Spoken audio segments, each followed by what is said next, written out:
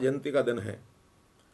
और एक विशेष जानकारी मैं सब जनता को देना चाहता हूं कि आज भारतीय जनता पार्टी का भी 41वां स्थापना दिवस है और मैं विशेष तौर पर भारतीय जनता पार्टी के सभी सदस्यों, सभी कार्यकर्ताओं को और आप सबको भी इन अवसरों पर बहुत बहुत बधाई देता हूं, बहुत बहुत शुभकामना देता हूं।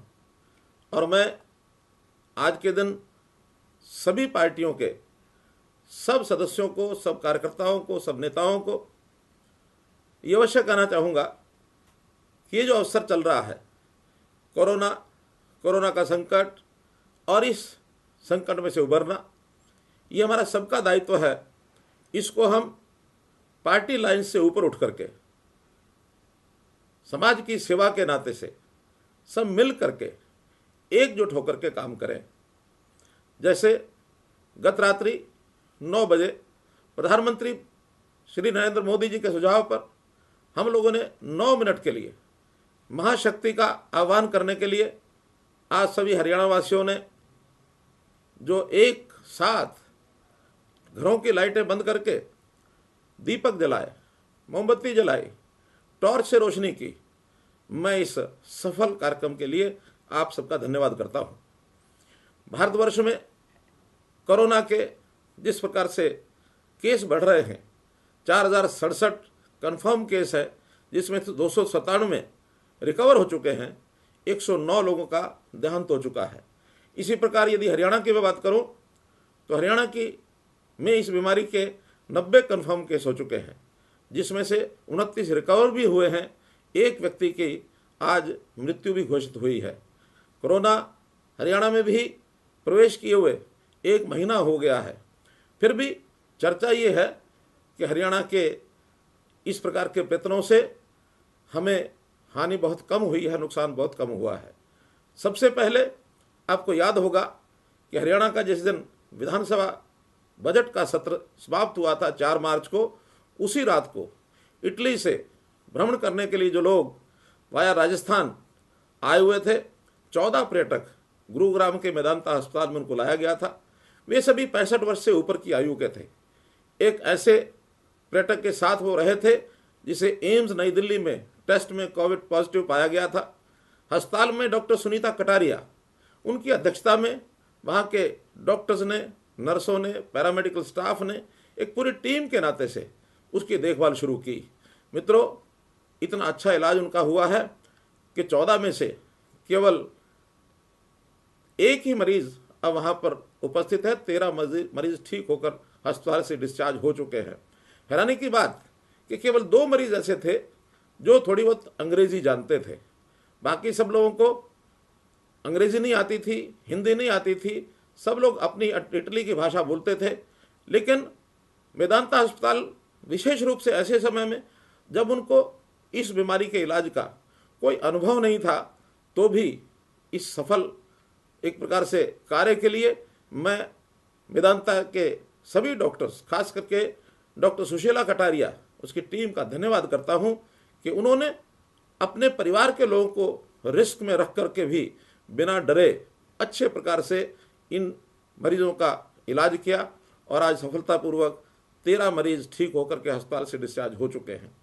इस बीच हमें लगातार समाचार मिले इटली, चीन, स्पेन, कोरिया, अमेरिका जैसे देशों का ये अनुभव जैसा है हमको ध्यान में आ रहा है। यहाँ किस प्रकार से लोग बिछते चले गए, 1 से 2, 2 से 4, 4 से 8, हर सप्ताह 5 गुना, फिर 10 गुना और 100 गुना तक पॉजिटिव मरीजों की संख्या यहाँ आने लगी।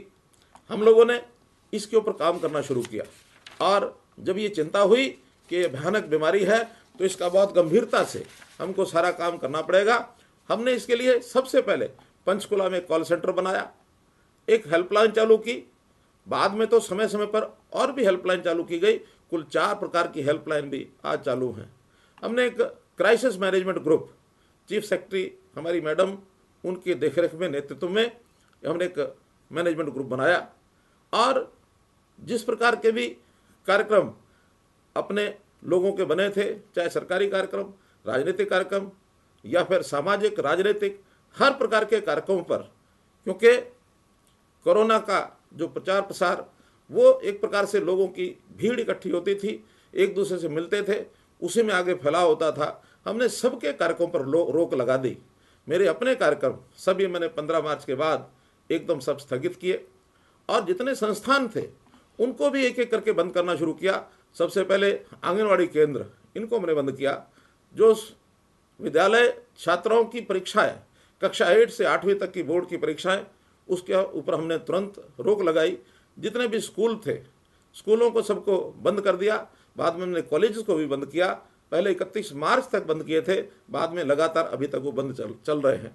हमने धारा 144 लगाई, लोगों को एक जगह इकट्ठे न होने की परामर्श दिया। 20 व्यक्तियों के तक, कोई भी व्यक्ति से ऊपर अगर इकट्ठे होते हैं तो उनके खिलाफ कार्रवाई की जाएगी।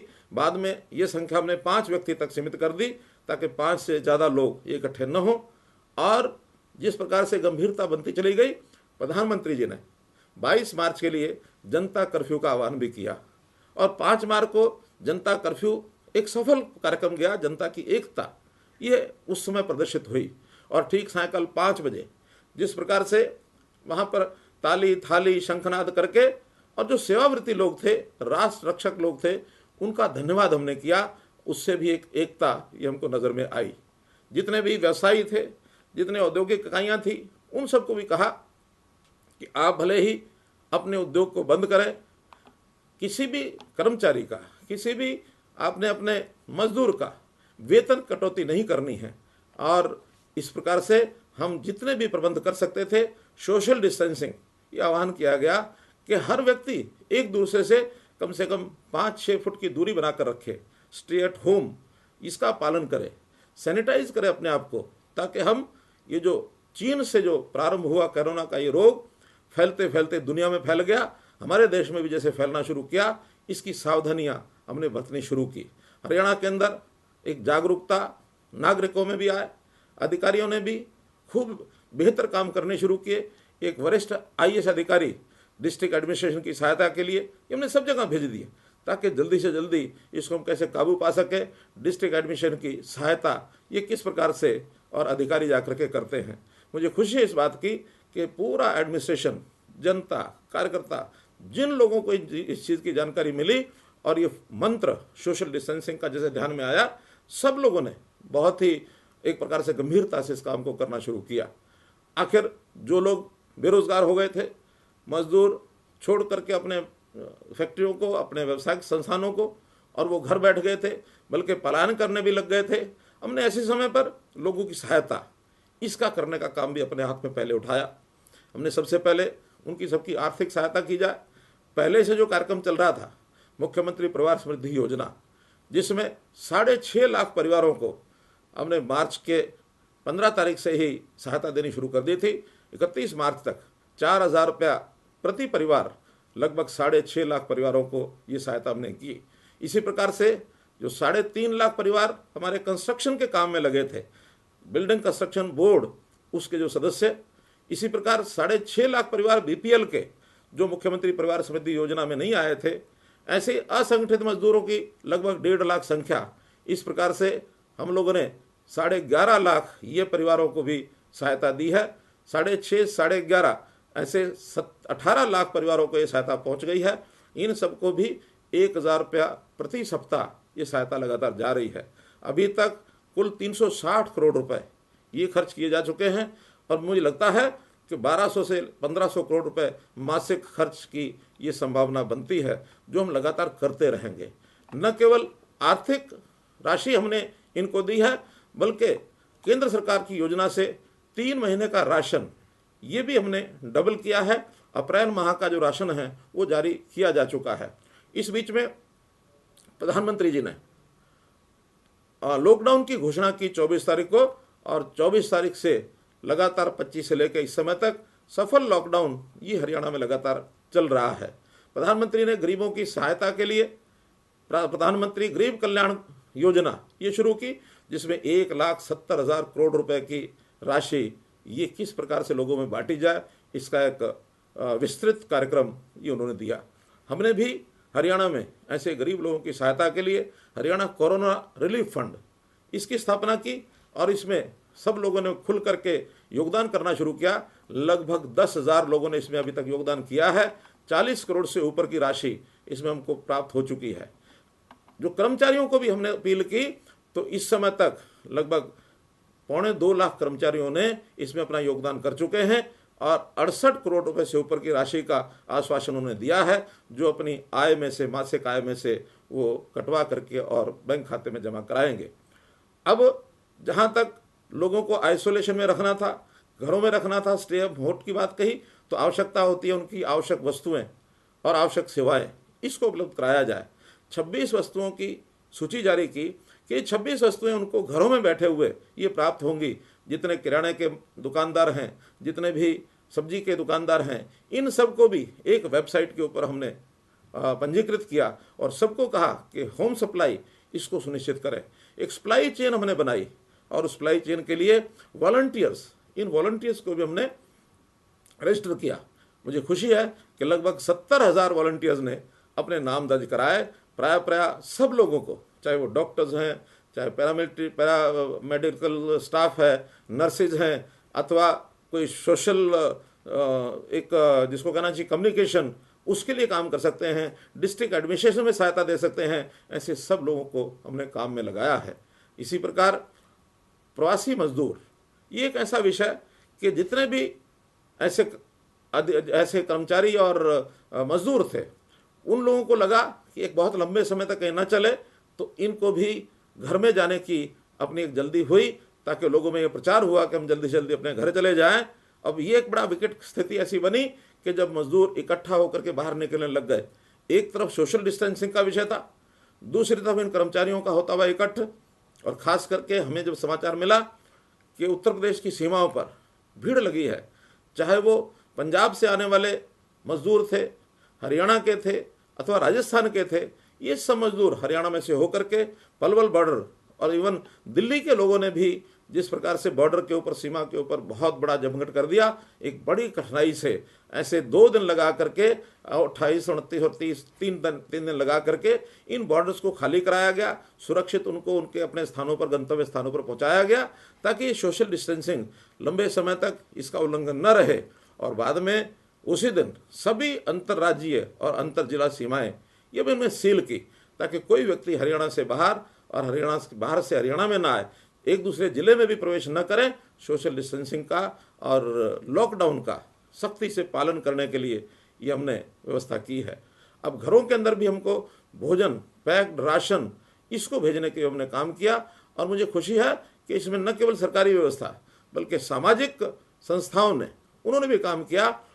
सामाजिक संस्थाओं की संख्या आप देखें तो हजारों सामाजिक संस्थाएं सब जिलों के अगर लगाते हैं, रजिस्टर्ड 816 संस्थाएं भले हों, लेकिन जो रजिस्टर्ड नहीं थी उन्होंने भी काम किया। उनके भोजन पैकेट्स, लाखों की संख्या में भोजन पैकेट्स बांटे गए।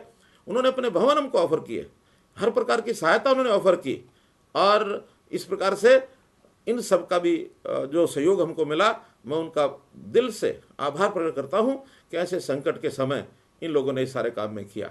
लोगों को राहत कैसे पहुंचाई जाए, अलग अलग प्रकार की राहत, बिजली के बिलों का भुगतान, ये भी अपने आप में एक समस्या बन गई थी। हमने मार्च और अप्रैल के जो घरेलू बिलों के भुगतान थे, उनके ऊपर किसी प्रकार का सरचार्ज न लगे, किसी प्रकार का ब्याज न लगे, ऐसे दोनों महीनों के सरचार्ज ये हमने माफ़ किए हैं। जो इंडस्ट्री है, चाहे LT कनेक्शन थे, HT कनेक्शन थे, उनको भी 10,000 रुपये तक का स्थायी शुल्क यानी फिक्स्ड चार्जेस ये हमने माफ़ किए, ताकि इनको भी उसका लाभ मिले। जो भी सरकारी अनुबंध है, उनके प्राय काम अब एक प्रकार से बंद हो गए हैं, तो उनके जो समय की एक जो निश्चितता होती है, लॉकडाउन पीरियड जो है उसको 0 पीरियड उनको घोषित किया, ताकि इस समय का उनके ऊपर किसी प्रकार का कोई विषय नहीं आएगा। स्कूली शिक्षा पढ़ने वाले बच्चे बहुत असमंजस में हैं कि हम क्या करें, तो आखिर हमने उनके लिए भी राहत देते हुए स्कूली शिक्षा कक्षा 1 से 12 का विभिन्न प्रकार की उनकी घोषणाएं की। 1 से 8 तक जिन बच्चों की परीक्षाएं नहीं हुई थी, रद्द कर दी गई थी, उनके लिए घोषणा की है कि परीक्षा नहीं होगी, बल्कि उनको स्कूल खुलने के बाद उनको एक प्रकार से अगली क्लास के अंदर एडमिशन दे दिया जाएगा। ऐसे ही कक्षा 9 के जो विद्यार्थी हैं, उनकी भी बाद में परीक्षा जो ले ली गई है उसका परिणाम 1 सप्ताह के अंदर अंदर ये आने वाला है। कक्षा 10 में अभी कक्षा 10 के 11वीं साइंस के जो विद्यार्थी हैं उनकी परीक्षा भी नहीं हुई है। उनको भी साइंस को छोड़कर बाकी विषयों के जो परिणाम हैं उसकी एवरेज के हिसाब से उनको 11वीं के अंदर एडमिशन दे दिया जाएगा। और जब योग्य समय होगा उस समय जो विज्ञान संकाय के विद्यार्थी हैं उनकी परीक्षा ले ली जाएगी। जहाँ तक 11वीं का कक्षा का विषय है, वहाँ भी उनके गणित की परीक्षा जो रही है वो भी स्कूल खुलने के बाद उनको 12वीं कक्षा में एडमिशन मिलेगा और बाद में गणित की परीक्षा भी उनकी ले ली जाएगी। ऐसे जो स्कूल विद्यार्थी, कॉलेज विद्यार्थी, इनको ऑनलाइन किस प्रकार से पढ़ाई की जाए इसके लिए लर्निंग मैनेजमेंट सिस्टम बना करके अध्यापकों ने, लेक्चरर्स ने उनके जो पीरियड हैं ऑनलाइन कर दिए ताकि उसमें से वो अपना पढ़ाई का एक अवसर उनको मिल जाए। ऐसे पूरे समाज में जो एक निराशा का वातावरण था, इस निराशा के वातावरण को दूर करने के लिए मैं स्वयं प्रतिदिन सायंकाल 5 बजे अलग अलग वर्गों से बात कर रहा हूँ ताकि हम उत्साह से एक संकल्प के साथ इन चीज़ों को ठीक करने के लिए आगे बढ़ें। किसी प्रकार की निराशा ना आए, डर ना आए। डर, निराशा फैलती ये भी वैसे ही तेज़ी से है, इसको ना फैला करके हम उत्साह और जोश को फैलाएं। ये काम हम लगातार कर रहे हैं। जहाँ तक स्वास्थ्य सेवाएं इनका विषय है, जैसा मैंने बताया कि हमने अपना जो क्राइसिस मैनेजमेंट ग्रुप है उसमें मुख्य सचिव के देखरेख में क्राइसिस मैनेजमेंट ग्रुप बनाया है और जो स्वास्थ्य के नाते से जो नोडल अधिकारी वो हमारे अतिरिक्त मुख्य सचिव स्वास्थ्य विभाग के, उनके जिम्मे काम लगाया है। सब लोगों ने मिल करके और स्वास्थ्य में चाहे मेडिकल एजुकेशन है, हेल्थ सर्विसेज हैं, इन्होंने मिल करके और हॉस्पिटल्स की इसकी सब जो व्यवस्थाएं हैं उसको ठीक किया है। हमने इस बीच में नए डॉक्टर्स 447 नए डॉक्टर्स मेडिकल ऑफिसर के रूप में उनकी नियुक्ति की है। वो भी अलग अलग स्थानों पर जाकर के काम कर रहे हैं। चिकित्सा और पैरामेडिकल स्टाफ जो रिटायर हो रहे थे 31 मार्च को, उनको भी सबको एक्सटेंशन दी है। डॉक्टरों के लिए खास करके डॉक्टर्स को 50 लाख रुपया एक्स ग्रेशिया, ऐसे सब वर्ग जो केंद्रीय जो योजना बनी है एक्स ग्रेशिया की या बीमा की, उसमें कवर नहीं होते, ऐसे सब लोगों को भी 10 लाख रुपए से लेकर के 50 लाख रुपए तक की राशि इसकी हमने घोषणा की है। प्राइवेट हॉस्पिटल्स भी इसमें पूरा सहयोग कर रहे हैं।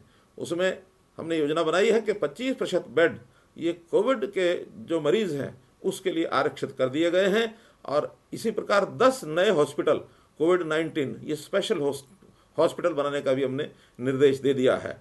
सरकारी लैब्स, टेस्टिंग लैब्स 2 चल रही हैं, 6 प्राइवेट टेस्टिंग लैब वो भी चल रही हैं। धूम्रपान का सेवन भी हमने 31 मार्च को बंद कर दिया क्योंकि सलाइवा के साथ, थूक के साथ ये जो संभावना होती है कोरोना वायरस की फैलने की रहती है, इसमें हमने पान, गुटखा, खैनी, सिगरेट आदि सब चीज़ों पर प्रतिबंध लगाया है।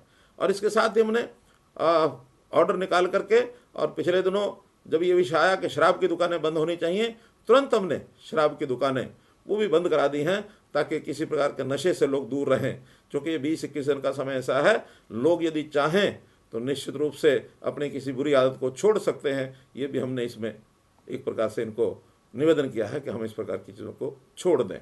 हमारे यहाँ संक्रमित मरीज़ 76 हैं, इनमें से 15 मरीज़ स्वस्थ हो गए जैसा मैंने पहले बताया। और इसी प्रकार जो सरकारी और सरकारी सहायता प्राप्त मेडिकल कॉलेज हैं, इनमें अलग से आइसोलेशन के वार्ड और ब्लॉक बनाए गए हैं। कुल 14 ब्लॉक्स में 7,344 बिस्तर ये आइसोलेशन के लिए इनकी व्यवस्था की गई है। 3,696 कमरों में और डोरमेट्रीज में क्वारंटाइन के लिए, क्योंकि जो लोग संदिग्ध होते हैं जिनको सर्वेलेंस में रखा जाता है उनको क्वारंटाइन व्यवस्था में रखा होता है, तो 13,396 लोगों की क्वारंटाइन इनको किया गया है। हमारे पास कुल 26,000 लोगों की क्वारंटाइन की ये व्यवस्था है। जहाँ तक मेडिकल किट्स का विषय है, डॉक्टर्स के लिए, अस्पतालों के लिए आने वाला जो सामान है सहायता के लिए, खास करके पीपी किट्स, ये किट्स भी हमने 16,190 अभी अस्पतालों में उपलब्ध हैं। N5 मास्क ये भी 49,000 उपलब्ध हैं। ट्रिपल लेयर मास्क ये 14.5 लाख ये भी हमारे पास उपलब्ध हैं। सैनिटाइजर्स 41,000 उपलब्ध हैं। ग्लव्स 8.5 लाख उपलब्ध हैं। किसी प्रकार की कोई कमी नहीं है, बल्कि हमने तो इसके लिए नए ऑर्डर्स ये भी दे दिए गए हैं ताकि हम कोई कमी किसी प्रकार की ना आने पाए, क्योंकि डॉक्टर्स की देखभाल करना ये बहुत आवश्यक अनिवार्य है। कुल मिलाकर ये जो सरकारी सेहत सहायता करने वाले लोग, हमारे सभी डॉक्टर्स, नर्सेज, पैरामेडिक्स, ये सब हमारे लिए एक प्रकार से सफ़ेद कपड़ों में भगवान हैं। आज हमको मानवता की सेवा के लिए इन सब चीज़ों को एक प्रकार से इनको मदद करनी पड़ेगी, इनका उत्साहवर्धन भी रहे, और निश्चिंत होकर के इन सब के लिए होटल्स में या जहाँ कहीं रेस्ट हाउसेज हैं उनके अंदर रहने की व्यवस्था भी कर दी है, ताकि अपनी ड्यूटी के बाद घर जाने के बजाय वो वहाँ पर आराम करें और वहीं पर रहें। इनकी सब व्यवस्थाएं वहाँ फ्री होंगी। ऐसे हमारे रियल हीरोज़ को मैं इनको भी बधाई देता हूँ, इनकी देता हूँ कि इन्होंने इतने कठिन समय में एक बिना परिवार की चिंता किए हुए ये सब किया है। मैं अंत में आपसे निवेदन करूंगा कि लॉकडाउन के दौरान प्रधानमंत्री जी जो हमको निर्देश देते हैं उन निर्देशों का हम पालन करते हैं, लगातार हम पालन करते रहेंगे। और मैं इस बात की भी प्रसन्नता जाहिर करता हूं कि हमारे यहाँ प्रदेश के सब लोग, चाहे वो हमारे विपक्ष के नेता हों, हमने एक अपेक्स एक बॉडी बनाई है, उस अपेक्स बॉडी में एक ग्रुप में चाहे विपक्ष के भी लोग हैं उनको साथ लेकर के हम चलते हैं। अपने मंत्रिमंडल के साथ बार बार यानी उनके साथ सहयोग करने की बात, राजनीतिक दलों के सभी विधायक, सभी सांसद, सभी जिला परिषदों के अध्यक्ष, सभी जिला प्रशासन के अधिकारी, निरंतर तालमेल हमारा बना हुआ है। मैं प्रतिदिन उनसे बात करता हूं, और जो परिवार की आवश्यकताएं होती हैं वो सब, चाहे गरीब परिवार है, चाहे कोई भी समाज में रहने वाले परिवार, उनकी आवश्यकताओं की पूर्ति के लिए भी हमने ग्रुप बनाया हुआ है। फूड एंड सप्लाई का जो हमारा डिपार्टमेंट है वो लगातार इसकी चिंता करता है। और अभी कल ही हमने घोषणा की है, सभी उपायुक्तों को कहा है कि सप्लाई चेन में हम बड़े ग्रुप के बजाय छोटे ग्रुप 200-250 परिवारों का एक ग्रुप बनाकर उसमें एक प्राइमरी यूनिट, वहाँ पर 4-5 लोगों की, एक व्यक्तियों की टीम हो, जिसमें सरकारी कर्मचारी भी हों, सामाजिक ऐसे जो कंसर्न के लोग हैं, संस्थाओं के लोग, वो भी उसमें रहें, और ये सब कमेटियां बनाकर नीचे लेवल तक सप्लाई चेन हम रखें। और मुझे भरोसा है 1 या 2 दिन में ये 20,000 ऐसी कमेटियों का गठन हो जाएगा कि हर प्रकार की, चाहे उनको सामान की आवश्यकता हो कोई घर में, चाहे उनकी मेडिकल की हेल्प हो, किसी प्रकार के सर्वे की बात हो, सब वो और करेंगे। मैं प्रभु से प्रार्थना करता हूँ कि हमारा जो सामूहिक प्रयास है, हम सब मिल करके जो काम कर रहे हैं, और जिसके कारण से मैं ये भी मुझे संतोष है कि हरियाणा आज, चाहे वो सारे देश भर में या केंद्र सरकार के अंदर एक चर्चा है कि हरियाणा की स्थिति काफ़ी ठीक है, और एक अच्छी व्यवस्थाओं के कारण से ये सब ठीक हो पाई है। प्रभु से प्रार्थना है कि हम सबको सफल करें, और अब आगे किसी और की जान न जाए, इसके लिए भी मैं प्रभु से प्रार्थना करता हूँ। हमने अपने जो व्यवस्थाएं की हैं उन व्यवस्थाओं में सब लोगों का, जिनका भी इसके अंदर सहयोग मिला है, हमारे चीफ CMO भी जो अधिकारी हैं उनका भी सहयोग मिला है, डिपार्टमेंट्स का सहयोग मिला है, प्राइवेट संस्थाओं का सहयोग मिला है, ऐसे सब लोगों का मैं बहुत बहुत आभारी हूँ, ताकि इस व्यवस्था को एक सफल अभियान के रूप में बदलने के लिए हम लोगों ने ये सारा सफलता प्राप्त की है। हाँ, लेकिन अभी हमको सतर्क रहना है। ये खतरा समाप्त नहीं हुआ है, ये खतरा अभी आगे बढ़ने की संभावनाएं हैं। भले ही हमारा जो लॉकडाउन का पीरियड ये 14-15 अप्रैल का है, लेकिन स्थितियों पर निर्भर करता है कि आगे किस प्रकार का आह्वान हमारे देश के प्रधानमंत्री करते हैं। हम हर प्रकार की स्थिति के लिए तैयार रहेंगे। अगर लॉकडाउन समाप्त होता है तो उसको फेजेज में समाप्त करने की बात, इसके लिए भी हम तैयार हैं, और अगर लॉकडाउन को बढ़ाया जाता है इसके लिए भी हम तैयार हैं। आज किसी भी प्रकार की कोई बात नहीं कही जा सकती, हम हर स्थिति के लिए तैयार रहें, ऐसा मेरा आपसे निवेदन है। इसी प्रकार और जो योजनाएं और जो घोषणाएं और जो जानकारियां, ये सब समय समय पर जो होंगी वो मैं आपके सामने प्रतिदिन 5 बजे आकर के रखता रहूँगा। आपका बहुत बहुत धन्यवाद, बहुत बहुत आभार।